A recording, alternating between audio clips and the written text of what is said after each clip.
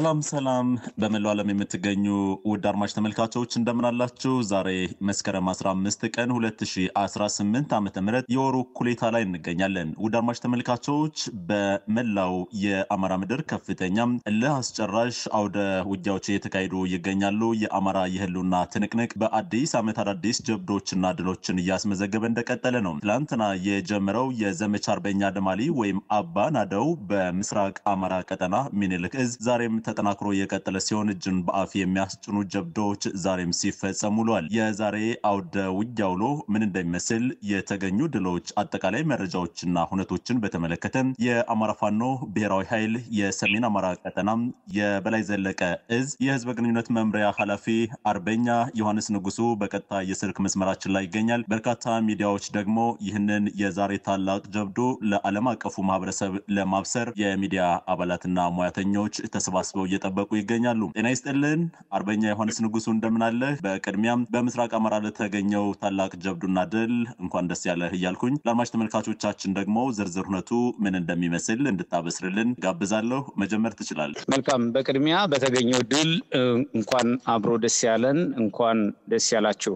ሁለተኛ ቀን በያዘው የዘመቻ አርበኛ አደም አሊ አባናደው ተጋድሎ በምስራቅ አማራ ፋኖ ምስራቅ አማራ ቀጠና የሚኒልክ እዝ እየተካሄደ ያለው ውጊያ በተሳካ ሁኔታ ቀጥሏል። ሁለተኛ ቀኑን ሲይዝ የአማራ ፋኖ ብሔራዊ ኃይል ምስራቅ አማራ ቀጠና ሚኒልክ እዝ መስከረም 14 ቀን 2018 ዓ.ም ከጠዋቱ 12 ሰዓት የጀመረው ዘመቻ አርበኛ አደም አሊ አባናደው አምስቱን ኮሮችና በእዙ ልዩ ዘመቻ ከፍተኛ ተጋድሎ በማድረግ አስደናቂ ድሎችን እያስመዘገበ ይገኛል። ሁለተኛ ቀኑን በያዘው ዘመቻ አርበኛ አደም አሊ አባናደው በዛሬው ዕለት መስከረም 15 ቀን 2018 ዓ.ም ተጠናክሮ የቀጠለ ሲሆን በዚህ ተጋድሎም አገዛዙ ለሁለት ዓመት የሰሜን ወሎ ዞን የጦር ማዘዣ ጣቢያ አድርጎት የነበረውን የግዳን ወረዳ ሙጃ ከተማ በርካታ ምሽጎችን በመስበር በሚኒልክ እዝ ሰራዊት ቁጥጥር ስር መዋል ተችሏል። በዘመቻ አርበኛ አደም አሊ አባናደው በትላንትናው ዕለት በዛሬው ዕለት በቀጠለው ነፃ የወጡ ቀጠናዎች አሉ።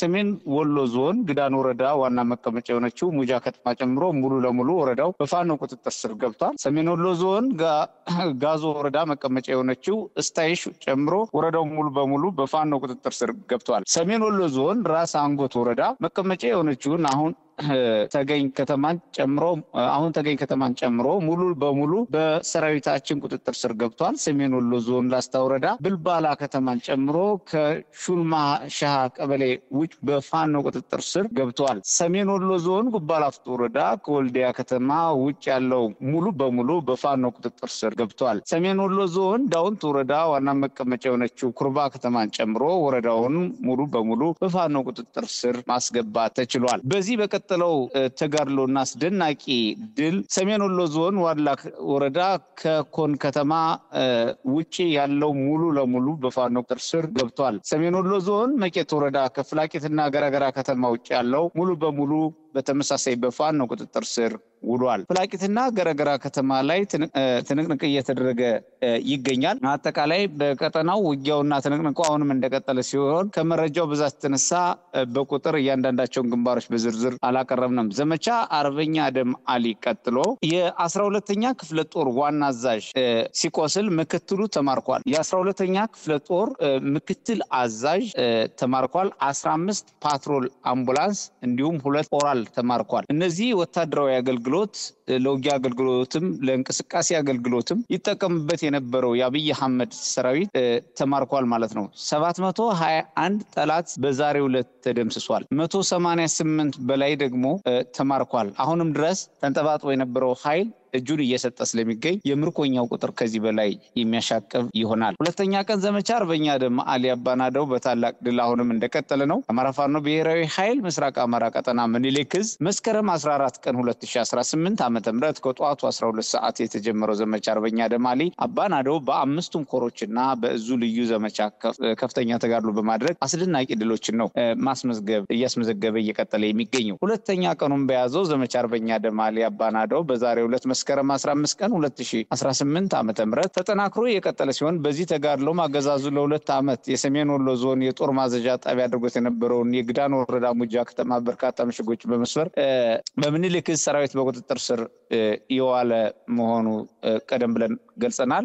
የተገኙ ዝርዝር ድሎችን ደግሞ እንደሚከተለው እናቀርባለን። የአማራ ፋኖ ብሔራዊ ኃይል ምስራቅ አማራ ቀጠና ምኒልክ ዕዝ በላስታ ጀነራል አሳምነው ጽጌ ኮር የተደረገ የአውደ ውጊያ ተሳትፎ በወንዳች ሙጃ ኩልመስክ ግንባር አንደኛ እንደ ላስታ ጀነራል አሳምነው ጽጌ ኮር የተገኘ ድል ጥራሪ ክፍለ ጦር በተሰማራበት ግንባር 21 ጥቁር ክላሽ የተማረከ ነው። 4 ብሬን የቡድን መሳሪያዎች ተማርከዋል። 1 ዲሽቃ ተማርከዋል። 2600 የክላሽ ተተኳሽ ጥይት ተማርከዋል። 3480 የብሬን ተኳሽ፣ 1250 የዲሽቃ ተተኳሽ፣ 18 እጅ የሰጠ የጠላት ምርኮኛ፣ 147 የተደመሰሰ ማረጉ ክፍለ ጦር ደግሞ ከዚሁ ቀጠና የተሰለፈ ተጨማሪ ክፍለ ጦር ማረጉ ማራ የተባለ ክፍለ ጦር 122 ጥቁር ክላሽ ነው የማረከው በዛሬው አውደ ውጊያ ብቻ። 4 ብሬን በተመሳሳይ የቡድን መሳሪያዎች ምትረጊሶች ማርኳል። 3200 የክላሽ ተተኳሽ፣ 2190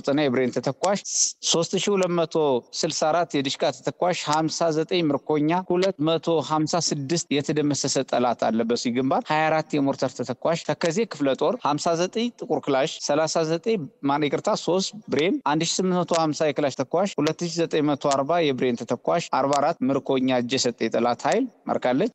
146 በላይ ደግሞ የተደመሰሰ ነው ማለት ነው። 24 የሞርተር ተተኳሽም በተጨማሪ ማርካለች። ተከዜ ክፍለ ጦር 5ኛ ሻለቃ በራስ አንጎት ወረዳ አካባቢ የምትንቀሳቀሰው ሻለቃ አለች። እቺ ደግሞ 10 ጥቁር ክላሽ፣ 5 ሚሊሻ የተማረከና 250 የብሬን ተተኳሽ፣ 230 የክላሽ ተተኳሽ የተማረከ ሲሆን ተፈራ ማሞ ክፍለ ጦር 131 ጥቁር ክላሽ፣ 5 ብሬን የቡድን መሳሪያዎች፣ 2074 የክላሽ ተተኳሽ፣ 3520 የብሬን ተተኳሽ፣ 2800 የዲሽቃ ተተኳሽ፣ 62 ምርኮኛ፣ 137 የተደመሰሰ፣ 16 የሞርተር ተተኳሽ ሌተናል ኮሎኔል ዘሪሁን የሚባል በጀግናው ሰራዊታችን ፋኖ ሰራዊታችን ቁጥጥር ስር የዋለ ነው። ምርኮኛ ሆኖ የብርሃኑ ጁላ ሰራዊት ከፍተኛ አዛዥ ሌተናል ኮሎኔል ዘሪሁን እየተባለ እንግዲህ በቁጥጥር ስር ውሏል። በምርኮ ደንብ በመልካም ጤንነት ላይ የሚገኝ ምርኮኛ ነው። ጠቅለል ሲል እንደ ላስታ ጀነራል አሳምነው ጽጌ ኮር 343 ጥቁር ክላሽ፣ 16 ብሬን፣ 2 ዲሽቃ፣ 9954 የክላሽ ተተኳሽ፣ 11500 የብሬን ተተኳሽ፣ 7314 የዲሽቃ ተተኳሽ፣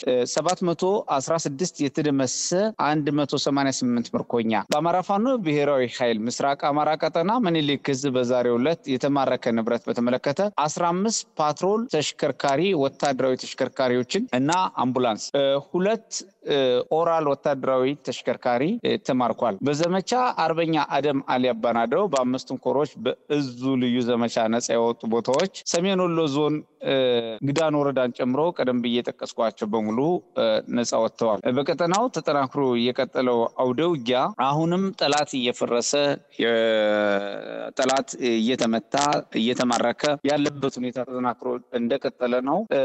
መዳረሻው ድልና ነፃነት የሆነ የአማራ ህዝብ የህልውና ተጋድሎ ተጠናክሮ ይቀጥላል። ለህልውናችን በተባበረ ክንዳችን ዘመቻ አርበኛ አደም አሊ አባናደው ታሳቢ ያደረገውን ዘመቻ መሰረት አድርጎ እየተገኙ ያሉ ድሎች ተጠናክረው እንደሚቀጥሉ ይጠበቃል።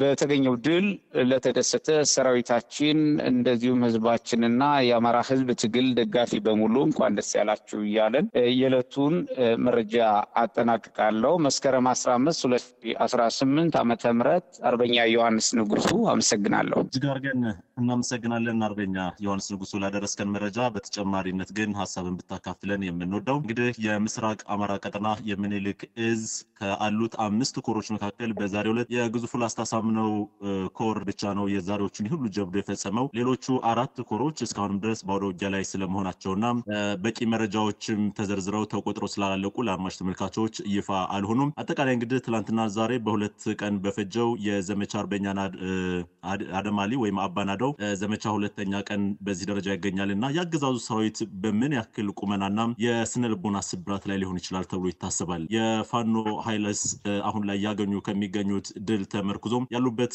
ቁመና እንዴት ሊገለጽ ይችላል? ለአድማጭ ተመልካቾቻችን የተወሰነ ማብራሪያ ብታክልበት ነው። አመሰግናለሁ። አገዛዙ ቀደም ሲል በተለያየ መንገድ ከፍተኛ ምት ሲገጥመውና በሰው ህግ ለማስከበር ብሎ በዘመተበት ዘመቻ ሳይሳካለት ቀርቶት የተቀለበሰ መሆኑ እንደሆነ ይታወቃል። በውል ሁሉንም አማራጮች ተጠቅሞ ለማጥቃት ያደረገው ጥረት ሳይሳካለትም ቀርቷል። አለኝ ሚላቸውን ቴክኖሎጂዎችም እየተጠቀመ ፋኖን ለማጥፋት የአማራን ህዝብ ለማጥፋት ሞክሮ እስከዛሬ ቀን አልተሳካለትም። ፋኖ ደግሞ በአንጻሩ ኃይል እያደራጀ ጠላትን እየመታ ነፃ መሬት እየጨመረ ይገኛል። ከእንግዲህ አብይ አህመድ በቅርቡ ለጀነራል መኮንኖች ሹመት ሰጥቻለሁ ማዕረግ ጨምሬያለሁ ብሎ በብሔራዊ ደረጃ የወደቀውን የፈረሰውን ጦሩን ሞራል ለመገንባት የማዕረግ እድገት ሰጠው በሚል እንግዲህ በአገሪቱ ላይ ሲሳለቅ ነበረ። ሆኖም ግን በህዝብ የተጠላ በመሆኑ በህዝብ የተዋረደ በመሆኑ መሬት ላይም የተዋረደ ጄኔራል የተዋረደ ስርዓት የተናቀ ስርዓት ወንጀለኛ ስርዓት የማይደገፍ በመሆኑ ይሄው በየሄደበት ቦታ በሙሉ እየተመታ እየተማረከ እየፈረሰ የሚገኝ ኃይል ሆኗል። ከህዝብ የተጣላ ኃይል በመሆኑ ከዚህ በኋላም የአማራ ህዝብና የኢትዮጵያ ህዝብ አንቅሮ የተፋው ስርዓት በመሆኑ በቀጣይ በገባበት ሁሉ እየገባን የምናጠቀው በመሆኑ ከዚህ በኋላ ያለው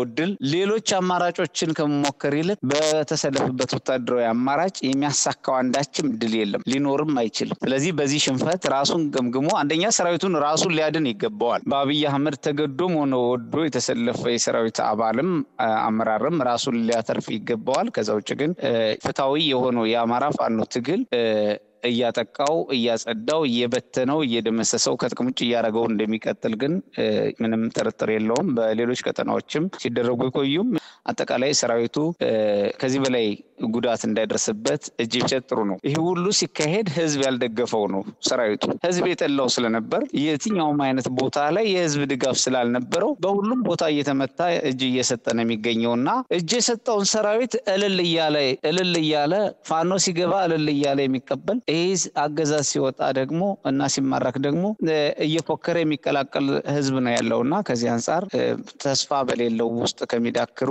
እጅ እየሰጡ ወይም ደግሞ ራሳቸውን እየበተኑ ከሰራዊት ውስጥ እየወጡ አጠቃላይ የኢትዮጵያን ህዝብ ከማዳማትም ቢቆጠቡ ጥሩ ነው የነበረው። ሆኖም ግን ማጥቃት ተጠናክሮ ስለሚቀጥል ምንም የሚያመጡት ነገር የሚፈጥሩት ነገር አይኖርም፣ የሚለውጡት ነገርም የለም። በእነሱ ቁጥጥር ስራ ከዚህ በኋላ ያለው ጉዳይ በእነሱ ቁጥጥር ስራ አይደለም፣ ከነሱ ቁጥጥር ወጥቷል። ቁጥጥራቸው መውጣቱን አውቀው ራሳቸውን የማዳን አማራጭ ብቻ ነው እስካሁን ከቁጥጥራቸው ውስጥ ያለ የሰራዊት አባላቶቹ ራሳቸውን የማትረፍ አማራጭ ብቻ ነው እንጂ ከዚህ በኋላ የሚያተርፉት ስርዓት አይኖርም። በህዝብ የተጠላ ስርዓት መሆኑን ያው ስለታየ ለማለት ነውና ስነ ልቦናው የሰራዊታችን ስነ ልቦና በእጅጉ ይሏል። የጠላት ስነ ልቦና ደግሞ በከፍተኛ ሁኔታ ተሽመድምዶ የቆየ ነው። አሁን ደግሞ በእንቅርት ላይ ጆሮ ደግፍ ይሉ ዘንድ በዛሬው ዕለት ትላንትና ዛሬ ደግሞ በምስራቅ አማራ ቀጠና የአማራ ፋኖ ብሔራዊ ኃይል የደረሰባቸው ሽንፈት የደረሰባቸው ያለው መራር ሽንፈት ስነልቦናቸውን በከፍተኛ ሁኔታ ሰብሯል ብቻ ሳይሆን ፖለቲካቸውን ብቻ ሰብሯል ብቻ ሳይሆን ዲፕሎማሲያቸውን ይሰብራል ሳይሆን ሙሉ በሙሉ ያልፈረሱ ቀሪ መዋቅሮቻቸውን ይሰብራል፣ ያንኮታኩታል። ይሄን ያህል የሚመታቸው መሆኑን ያው መታየት ነውና የነሱ አፈቀላጤዎች እንኳን ምንም ለማለት አማራጭ የሌላቸው መራራ ሀቅ ነው የገጠማቸውና ይሄን የሚጽናኑበት ምንም አይነት የስነ ልቦና ግንባታ የሚያገኙበት እድል እንደማይኖራቸው ነው መናገርም ፈልገው። አመሰግናለሁ። አርበኛ ዮሐንስ ንጉሱ የአማራ ፋኖ ብሔራዊ ኃይል የሰሜን አማራ ቀጠና የበላይ እዝ የህዝብ ግንኙነት መምሪያ በቀጠናው በተለይ በምስራቅ አማራ ቀጠና የሚኒሊክ እዝ ያደረገውን ትንቅንቅና ተጋድሎ በተመለከተ ዝርዝር መረጃ ስላጋራን እጅግ አድርገን እናመሰግናለን። እርግጥ በሌሎቹ ቀሪ 3 የአማራ ቀጠናዎችም ከፍተኛ ተጋድሎና ትንቅንቅ ተደርጓል። የምስራቅ አማራ ቀጠና መረጃዎችን ወደፊት ከማቅረብ የመነጨ ሌሎች መረጃዎች ወደኋላ እንዳሉ ተስፋ እናደርጋለን። በሌላኛው የነገ መረጃ ሰዓታችን በዝርዝር የምንመለስባቸው ይሆናል። ለነበረን የአብሮነት ቆይታ አርበኛ ዮሐንስ እጅግ አድርጌ አመሰግናለሁ። በርካታ